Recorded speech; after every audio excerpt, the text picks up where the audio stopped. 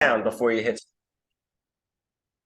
Hello, everyone. Welcome to Small Biz Tips. So, I met this guy a few years ago, and then we got reconnected a few months ago, a few weeks ago.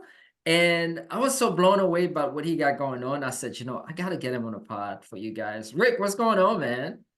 Hey, Gilbert, how are you? Great to be here today, and happy to be here at the kind of the last event of 2023. Yes, indeed. Yes, indeed, my friend. Thank you for jumping on. Really appreciate you. So, before we dive into, all the gems you're going to be sharing with our audience, who is Rick? Well, Rick is a person at its most basic component, and as an entrepreneur, I Mm. knew I was an entrepreneur when I didn't. I told my boss I'm never wearing a tie ever again, and this was in 2010. So everything that I've built in my business and my life has been kind of what I wanted. So I was able to Wow. craft the world that I want to live in and Mm-hmm. and build it towards that, right? So the personal drive and the personal life drives my business. So Mm-hmm. I'm not someone who could be told what to do. So I always knew that that was something that needed to be dealt with. But more importantly, and I think overarching, the biggest thing about all of this stuff is time is our most precious asset. And I don't Yeah. mean time at work or at our desk. I mean time in life, being here on this earth. Mm. So I've crafted my business, my life, and my world around that one premise that we're not here that long. So do what it is you want to do what it is you love to do, and go out there and make it happen. Because if you succeed or fail, at least it was on your terms. Yeah. Yeah. No regrets because you actually went an all in for it. I'm curious. You said time is all we have. You craft your life around time, your business around time. Can you go more detail into that?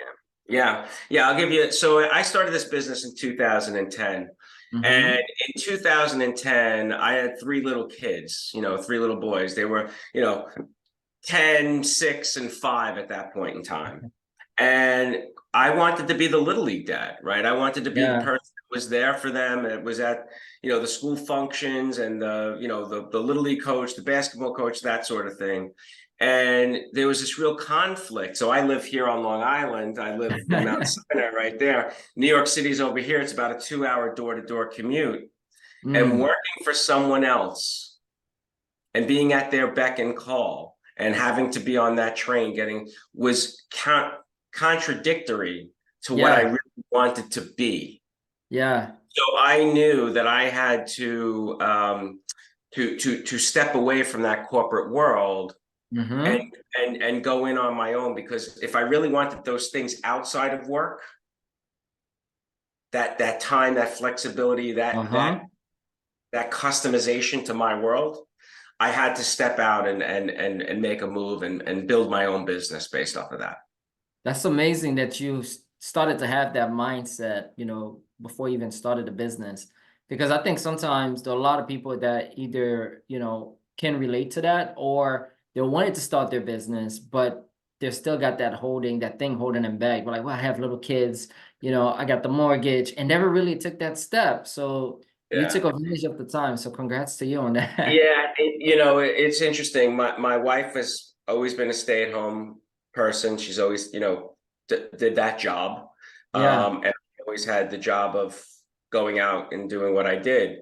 And I'll never forget the day where I came home and I said, "Honey, I have an idea.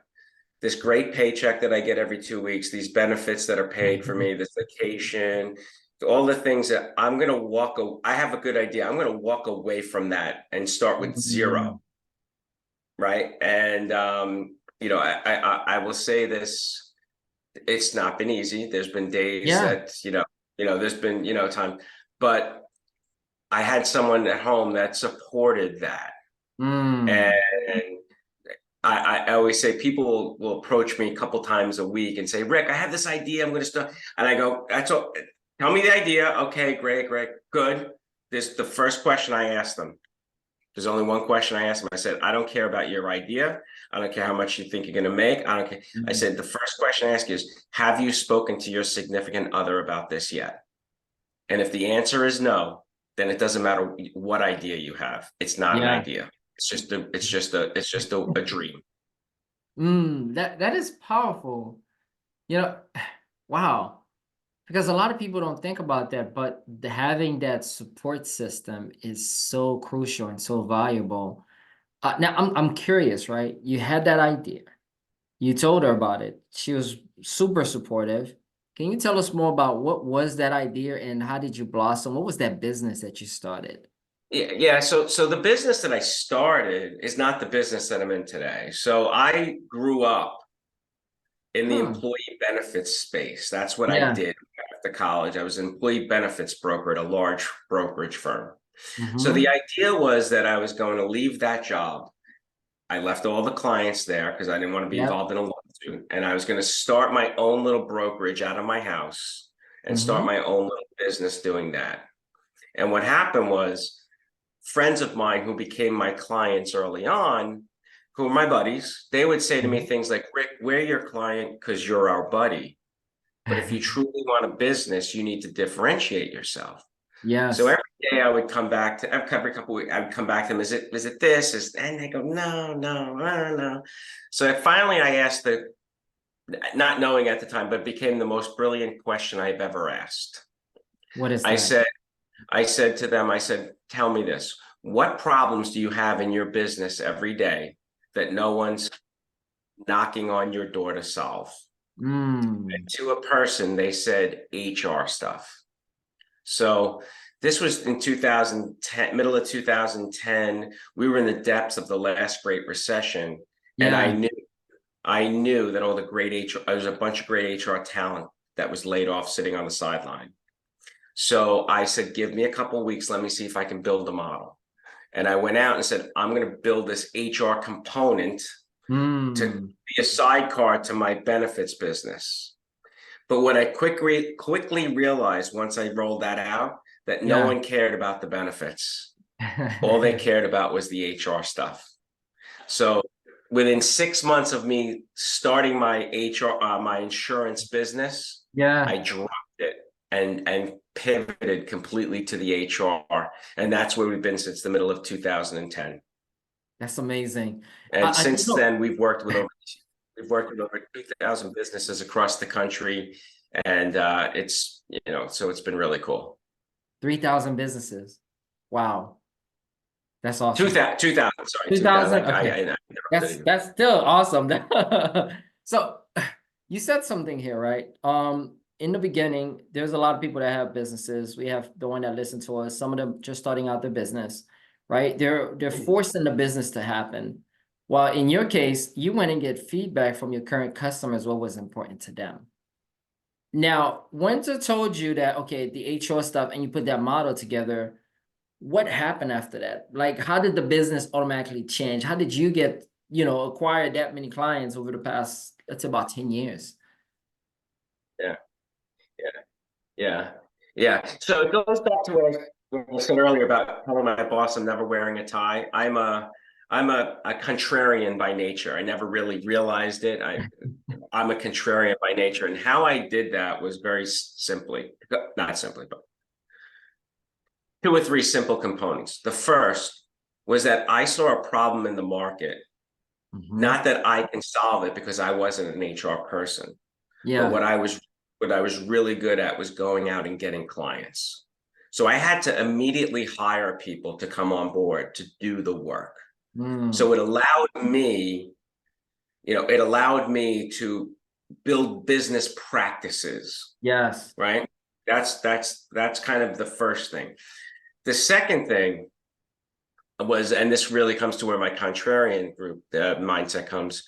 The when I said, "Oh, I'm building an HR business," everyone said to me, "Rick, you have to go to there's different societies and Yeah. groups where all the HR people hang out, right?" Yeah. Yeah. And Yeah. they said, Yeah. "Rick, you should go to those meetings." And I said, "Okay, why?"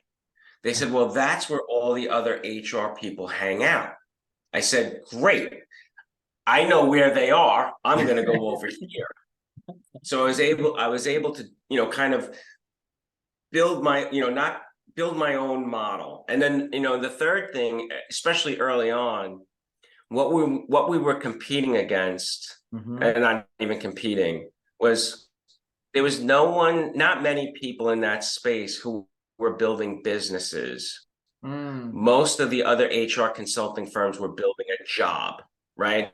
It was one person who had maybe 2 or 3 clients. They were doing all the work, so they could never really gain that Yeah, momentum of yeah. yeah, yeah. So I saw that as kind of a weakness in the marketplace. So I was able to really focus, because of those 3 things, on building the processes, the sales processes, the service processes, the billing processes, quote, all that stuff, because I knew that I couldn't do it. So I had to build the systems that could scale. That's amazing that you said that, because there's a lot of people that are stuck in the 1 or 2 man show right now because of that. It's become kind of like, that cycle where they're going get customers, then they do all the fulfillment, then they go back and go customer, never really pay attention. Hey, why don't I just build that system and then I can focus where my time is best served, Yeah. which is in your case, getting the customers. Wow. Yeah, I love it. yeah. And I've spoken to a lot of people who describe what you just described. And when I repeat back to them, what I say is, you left a job that you hated, and you created your own job that you hate even more, right? Because you're getting, you don't even have the benefit now of a paycheck every 2 weeks, right? You No, have this, right? yeah. So the building of the business processes, and to boil it down to its most simple component, your sales processes is the most important thing I think that any smaller business can do as a first step. Let's talk about that, right? Sales process. What does that look like for you, right? Yeah, At that time, because I'm pretty sure it's evolved over time, but at that yeah, time when you first really put it together, what did that look yeah. like? So again, this goes back to me building the Yeah. business I wanted, right? So I came out of a world when I was working where it was big. We were selling to big companies, tens of millions of dollar a year contracts. Mm-hmm. Everything was an RFP, went through, and there was no control over how you affected the process other than answering the questions to the RFP as, well as possible. But you can never tell what the other side was really looking for. Yeah. So when I designed my sales process, the first step is I said, where am I best as for me personally to sell? And where I was best or most influential was dealing with the small business owner. Mm-hmm. So back then, most businesses, or most people in my industry, they didn't want the small businesses. They wanted the bigger ones. And I said, no, I'm going to go the contrarian. I'm going to go The the opposite. opposite. Yeah. So that was one step, is truly identifying what that ideal client profile is and living by it. The second thing is, I would say, is define the process at its most basic level, right? Mhm. Find a lead, qualify a lead, engage a lead, propose a lead, close a lead, right? Those are the 5 steps at a high level of the Yeah. process. The hardest part, what the great salespeople of the world are paid for, are the 2 things people hate the most: finding the lead and qualifying the lead, right? So I really focused my sales process on these 2 things, right? Mm. Because that's where I was best. So Yeah. engaging the lead, building relationship with them, proposing to the lead, which is basically almost, okay, here's the price, here's the That's the service, agreement. right? Yeah. And closing a lead has almost become now a, hey, Yeah. this is what it Yeah. is. If it worked for you, great. If it doesn't, no No problem. worries. But Yeah. there's follow-up, and that follow-up can be automated through, the various email systems. Hey, checking in, it's time, you're ready to get going, right? Yeah. So the 2 things that people hate in the sales process the most is where we focus the most time. Mm. Built out those things, and we almost automated everything else. That's awesome. So that's how we did it. No, that's fantastic. Now you also over the years built a community. Yeah, Tell us yeah. about that. So back to the sales process and where I work best, right? Again, I've made it about me so I could build it to be what I wanted it to be. Hmm. So, and I don't mean that in an egotistical way. Yeah. It What was the works for path you? of least resistance for me, right? So part of that find a lead, qualify a lead, I have a KPI to do 500 meetings a year. Say First that time again, meeting. so people know. Five 500 first time meetings a year. This Mm, is this year. This is basically the last meeting of the last day of the year. I did 652 this year. wow. So what happens is I get to talk to a lot of really good people. I get to hear different stories. I get to hear different things. I get to take pieces of that. Hmm. So hey, that's an educational thing. I get to talk to people and I go, oh, geez, I never thought of that. Right. Yeah, yeah. We write that down. So, but on the other side, people said to me, Rick, you know the great people out there. Why don't you put together a group of the best ones that are hand selected? So I said, sure. I said, whatever, I'll do that. We started that in the middle of this year, and it's Hmm. now grown to over 100 hand chosen fractionals that are all working together, That's awesome. that are all, we're all doing things, and that group is growing significantly. We're adding about 8 to 10 new members a month that are hand selected different people, and that That's group is amazing. just doing some tremendous things, right? But part of why that also has happened is, so we got the 2,000, 3,000 kind of lost in translation for. So we've worked with 2,000 clients across the Hmm. country, but those 2,000 clients came from 3,000 different partners across the country. So Mm, all of our business that we've ever gotten has come from someone who transferred trust to us. What do we referrals. mean by that? A referral, transfer of trust. Rick, we have this client, they have this problem. Can you talk to them? That's a transfer of trust. Most of those transfers of trust have come from other professional service providers, Hmm. fractionals, consultants, outsource, attorneys, accountants, right? We're all kind of outside Yeah, advisors to these clients. So what that told me was, if those 2,000 clients came from 3,000 different partners, I don't win. We don't win every time, of course, right? yeah, How do I go find 5,000, yeah. 10,000, And whatever it then is? triple And that's that. right. And that's where part of where we focus quite a bit of our time and quite a bit of our effort and energy. And those 652 meetings that we've had so far this year are developing relationships in that space. That, my friend, is a referral machine.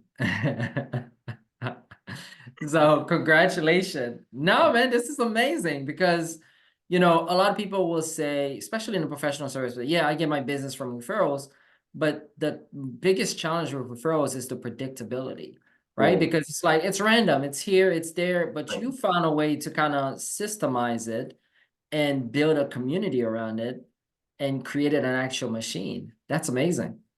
Well, thank you. And to go a step deeper on that, the way that process started was we did an analysis of those 2,000 clients that we have, and we were looking for the ones that we just went together with, like peanut butter and jelly. Were there any common denominators?